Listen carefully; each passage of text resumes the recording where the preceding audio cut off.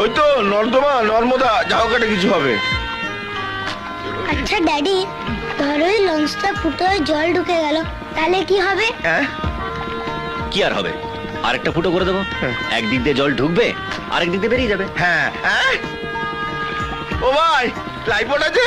প্রিয়দা, হ্যাঁ? আমরা সমুদ্র নয়, নদী পেরোচ্ছি। আচ্ছা, তুই তো ট্রেনে যাবি বলেছিলি, হঠাৎ জলপথে নামলি কেন? অ্যাডভেঞ্চারের জন্য। তাছাড়া রনিকে আমি সব রকমের পথ চলার আনন্দ দিতে চাই। তোমার আনন্দে আমি আর ডুবে মরি। হায়রে নদী।